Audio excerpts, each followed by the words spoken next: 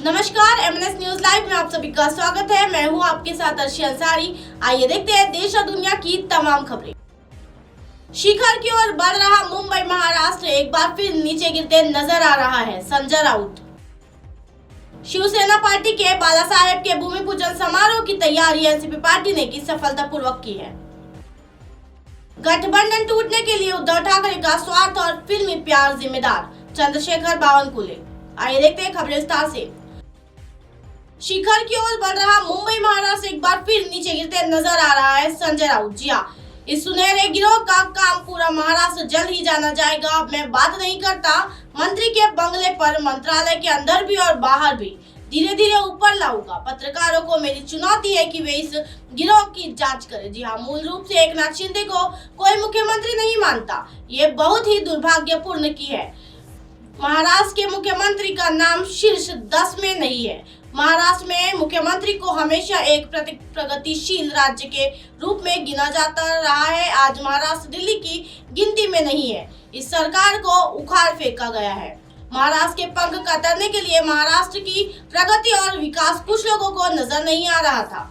जी हाँ, इसलिए कुछ लोगों ने इस सरकार को उखाड़ फेंका है और केवल दिल्ली के कौशल वाले व्यक्ति को मुख्यमंत्री के रूप में स्थापित किया गया। आज महाराष्ट्र विफल हो रहा है। महाराष्ट्र शिखर की ओर बढ़ रहा है और अब फिर नीचे गिरते दिख रहा है। उनके ग्रुप को जरूर बुरा लग रहा होगा कि महाराष्ट्र के मुख्यमंत्री टॉप 10 में नहीं है। मिंटे ग्रुप को शर्मानी चाहिए। बीजेपी खुश से झूम उठी होगी। दिल्ली का चार्ट बताता है कि महाराष्ट्र के बिना देश को काटना आसान है। राहुल गांधी को नोटिस जारी करने की कोई वजह नहीं है। जी हाँ, उन्होंने उद्योगपतियों पर सवाल उठाया, इसका उत्तर दिया जाना चाहिए था। उनके पास मौका था। वास्तव में उन्होंने अधिकारियों का उल्लंघन किया है। हॉल और हमारा अधिकारियों का उल्लंघन, उन्होंने पलायनवाद की भावना का उल्लंघन किया है। ये पलायनवाद है। आप नियमों के आधार पर नोटिस भेज रहे हैं और वो तानाशाही है। वे कोई भी संकल्प कर सकते हैं, 150 या 450 का आंकड़ा दे सकते हैं, लेकिन मुंबई नगर पालिका, ठाणे नगर पालिका जहां सेना का झंडा था, हमें यकीन है कि शिवसेना वहां जीतेगी। भाजपा मुख्यमंत्री के नेतृत्व में चुनाव नहीं जीत सकती, जो शीर्ष 10 में नहीं है। देवेंद्र फडणवीस, नारायण राणे और मिंथे गुट जिस तरह के बयान दे रहे हैं, चुनाव आयोग और सुप्रीम कोर्ट के फैसले मित्र समूह के पक्ष में बोलते हैं। क्या उन्होंने चुनाव आयोग और सुप्रीम कोर्ट को खरीद लिया है? सर, तुम्ही आज अग्रलेखातून गोल्डन गँगचा उल्लेख केलाय. कोण आहे ही गोल्डन गँग आणि सदस्यांची जरा नाव आम्हाला कळली. हळूहळू येतील ना नाव. ज्या गोल्डन गँगचं काम महाराष्ट्रात चालू आहे त्याला सोनेरी टोळी म्हटलं पाहिजे. सोनेरी टोळी. त्या सोनेरी टोळीचं काम कशा पद्धतीनं सुरू आहे, मंत्रालयात, मंत्र्यांच्या बंगल्यांवर, बाहेर काही ठिकाणी अनेक असे विषय आहेत ते हळूहळू मी समोर आणेन. आता मी बोलत नाही, पण तुम्हाला मी काळजीपूर्वक अग्रलेख वाचला सामनाचा आणि त्यातून फक्त गोल्डन गँग हाच विषय समोर आणला. तुम्ही शोध घ्या. माझं आव्हान आहे सर्व पत्रकारांना, या गोल्डन गँगचा शोध घ्या. बोला. सर, मुख्यमंत्र्यांची यादी आलेली आहे देशातल्या. आपल्या मुख्यमंत्र्यांचं 10 मध्येही नाव नाही. मुळात त्यांना कोणी मुख्यमंत्री मानायलाच तयार नाही. 10 मध्येही नाव नाही, हे दुर्दैव आहे. महाराष्ट्राचा मुख्यमंत्री हा कायम या महाराष्ट्र राज्य हे औद्योगिक आणि आर्थिक दृष्ट्या एक प्रगतिशील राज्य म्हणून या देशामध्ये गणलं गेलं. जगात त्या आपल्या राज्याचं एक महत्त्व होतं. पण गेल्या 6 किंवा 7 महिन्यापासून महाराष्ट्र या देशाच्या खिदगंतीमध्ये अजिबात नाही. माननीय उद्धव ठाकरे मुख्यमंत्री असताना पहिल्या 5 मध्ये होते, 4 मध्ये आले. हळूहळू महाराष्ट्र आणि महाराष्ट्राचा मुख्यमंत्री पहिल्या क्रमांकावर जाण्याची गती पकडत असताना हे सरकार पाडण्यात आलं की त्यासाठी कुठेतरी महाराष्ट्राचे पंख कापले जावे.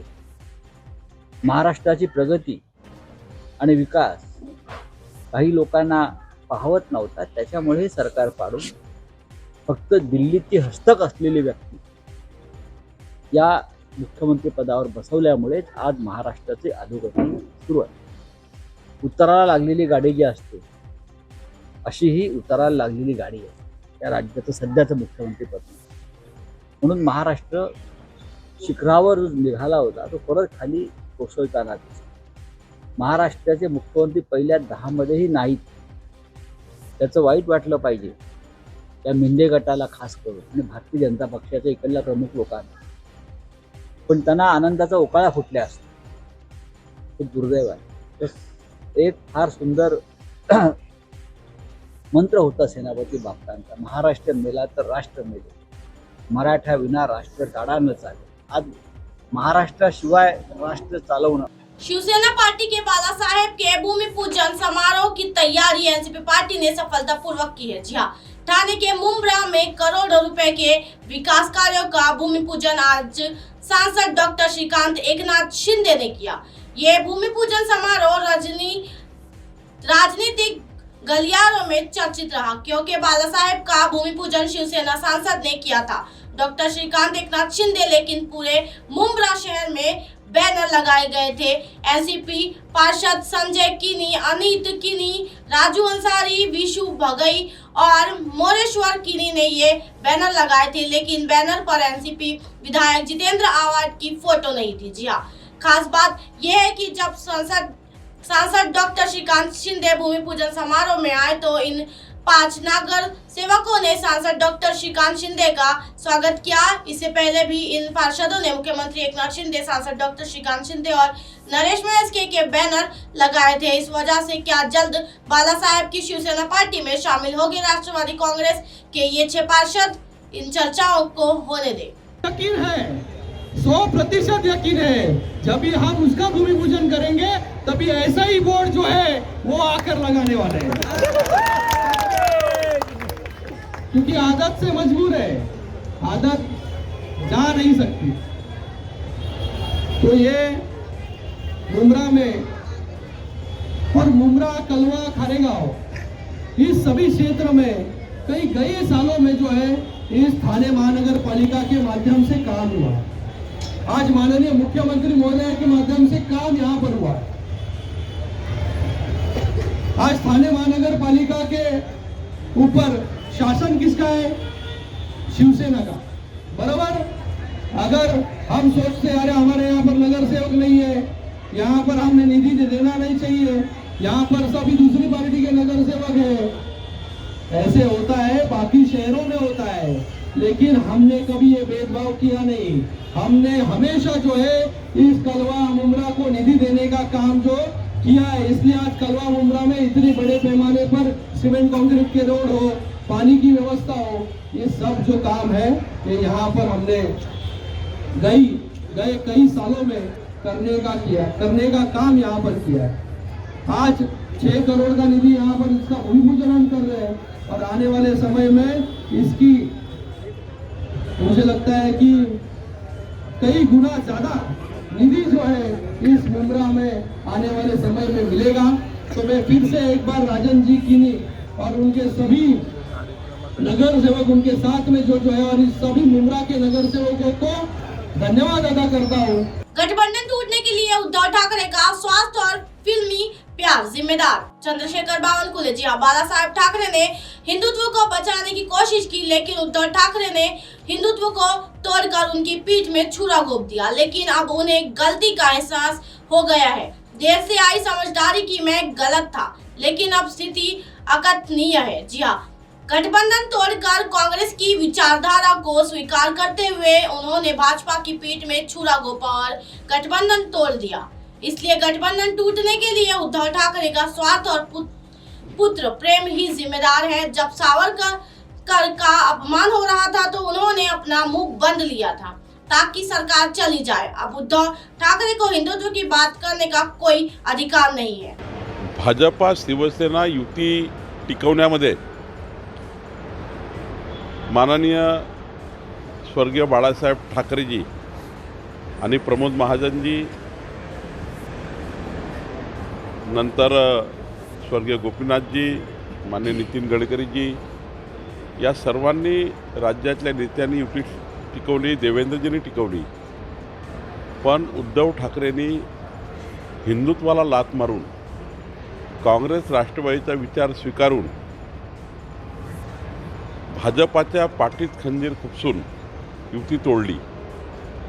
त्यामुळे युती तोडण्याला जबाबदार कोणी असेल तर उद्धव ठाकरेचा स्वार्थ आणि पुत्रप्रेम आहे. आणि त्यामुळं उद्धव ठाकरेंनी आता उशिरा सुचलेलं शहाणपण म्हणजे आता त्यांना असं वाटतं की युती तोडली नसती तर बरं झालं असतं. बोलण्याकरता बोलतात आहे. जेव्हा त्यांचा पक्ष लयास गेला, 50 आमदार गेले आणि अशावेळी त्यांना असं वाटतं आहे की आता माझी चूक झाली आहे, पण ते चूक बोलून दाखवता येत नाही. हा प्रश्न आहे. आमचंच हिंदुत्व खरं आहे, भाजपचं हिंदुत्व खोटं आहे, अशा प्रकारे कुठलं हिंदुत्व राहिलं? कुठल्या घटनेतनं राहिलं? सत्तेच्या लालचीपोटी, पुत्रप्रेमापोटी भारतीय जनता पार्टी शिवसेना युती तोडून काँग्रेस राष्ट्रवादीचा विचार स्वीकारणे, विचारधारा सोडणे. जेव्हा जेव्हा स्वातंत्र्यवीर सावरकरांचा अपमान या महाराष्ट्रात झाला तेव्हा तेव्हा त्या अपमान झाल्यावरही कोणाला पट्टी लावून देणे. 1000 घटना हिंदुत्वाच्या विरुद्ध झाल्यावरही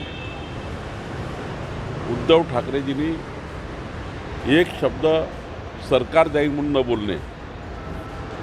त्यामुळं उद्धव ठाकरेंना आता हिंदुत्वावर बोलण्याचा अधिकार नहीं।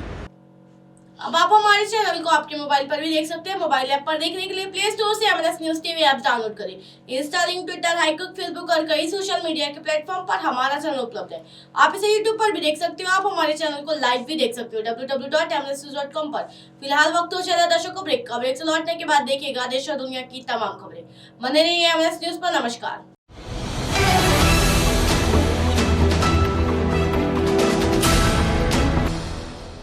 ये है MNS न्यूज नेटवर्क और आप देख रहे हैं MNS न्यूज।